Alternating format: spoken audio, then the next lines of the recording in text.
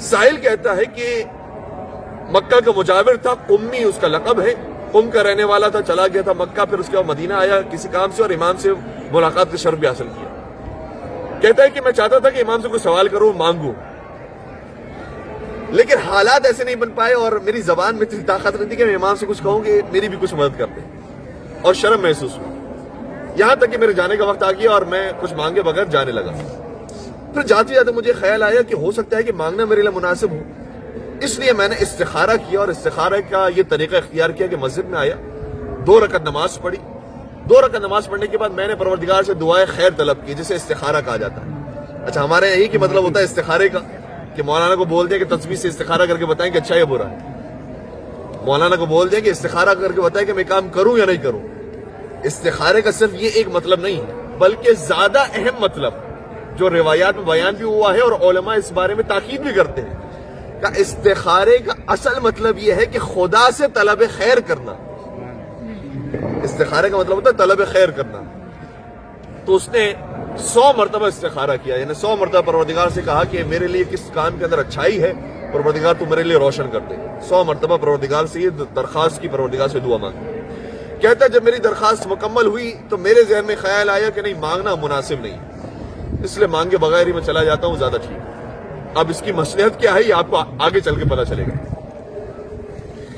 جب وہ چلنے لگا تو چلتے چلتے ابھی کچھ فاصلہ اسے طے کیا تھا مدینے کا، کہ پیچھے سے ایک شخص آیا اور کہا کہ تیرا نام محمد بن سہل قمی تو نہیں ہے؟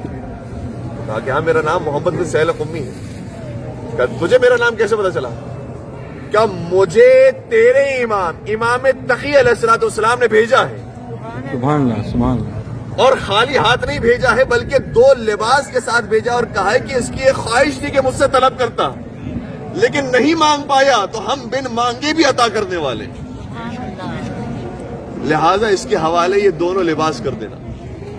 تو مولا کی شان صرف یہ نہیں ہے کہ مانگنے کے بعد عطا ہوتا ہے، یہ گھرانہ وہ ہے کہ جو بن مانگے بھی عطا کرنے والا ہے، اور بن مانگے عطا کرنے کی صفت یا خدا کی ہے یا خدا والوں کی ہے۔ دعائے ماہ رجب کا میں جملہ آپ کی خدمت بیان کروں اور پھر میں اس جملے کو مکمل کروں۔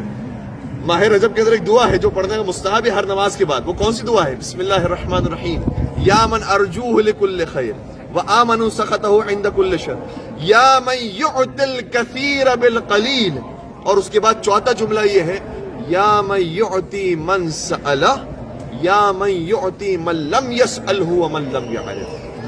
اے وہ ذات، پروردگار کو مخاطب اور ہم یہ کہتے ہیں دعا کے اندر، اے وہ ذات جو اس کو عطا کرتی ہے جو اس سے مانگتا ہے، اور اے وہ ذات جو اس کو بھی عطا کرتی ہے جو اس سے نہیں مانگتا، یہاں تک کہ اس کو نہیں پہچانتا اس کو بھی دینے والی ذات ہے۔ تو یا ہمیں یہ خصوصیت نظر آتی ہے تو ذات پروردگار میں نظر آتی ہے جو بن مانگے دیتا ہے، یا اللہ کے خاص الخاص بندوں میں نظر آتی ہے جو بن مانگے عطا کرتے ہیں۔ مل کے درود پڑھ دیجئے گا محمد وعلی اللہم صلی علی محمد وعلی محمد۔ تو امام جواد اس طرح سے عطا کرنے والے ہیں۔ اور ایک شخص آیا ہے، کوئی جواد کے اوپر گفتگو ہو رہی ہے، اگر تھکے ہوئے نہیں تو میں ساتھ ساتھ کچھ مطلب اور بھی بیان کرتا ہوں۔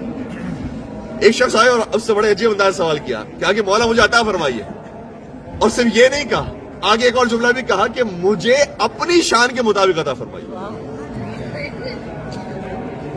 اب جب یہ جملہ ارشاد فرمایا، اور یہ بڑا معرفت والا جملہ ہے، ہر ایک اپنی زبان سے عطا نہیں کرتا، مجھے آپ اپنی معرفت کے حساب سے عطا فرمائیے۔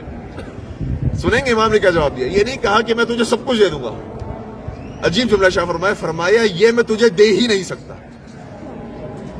یہ میں دے ہی نہیں سکتا۔ کہا مولا پھر میں کس طرح سے سوال کروں؟ کہا کہ اپنی معرفت کے حساب سے، اپنی شان کے حساب سے سوال کروں۔ کہا کہ مولا پھر آپ مجھے میری شان، میری اوقات کے مطابق عطا فرما دیجئے۔ امام نے وہیں سے 100 دینار اٹھائے، اور 100 دینار کا مطلب 100 سونے کے سکے، اور اس زمانے کے ہر سکے کا وزن آج کے دور کے حساب سے 4.5 گرام سونے کے برابر بنتا ہے، یعنی آپ سمجھ لیجیے 450 گرام سونا امام نے اسی وقت عطا فرمایا۔ پھر حیران ہو گیا، اور ظاہر سی بات ہے دل کے اندر سوال پیدا ہوا کہ مولا یہ کیا بات ہوئی، میں نے آپ سے آپ کی شان کے مطابق جب سوال کیا تو کچھ عطا نہیں کیا، اور کہا کہ میں نہیں دے سکتا، اور جب اپنی اوقات کے مطابق سوال کیا تو آپ نے دے دیا۔ علماء نے اس کی وجہ لکھی ہے، کہا وجہ یہ ہے کہ امام اس وقت دنیا کے اندر موجود ہیں اور دنیا محدود ہے.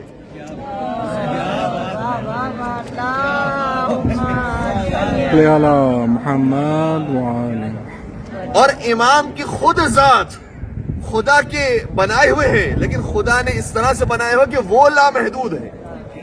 رحمت للعالمین کے نواسے ہیں، رحمت للعالمین کی اولاد ہے، اور عالمین محدود نہیں ہے، عالمین لامحدود ہے.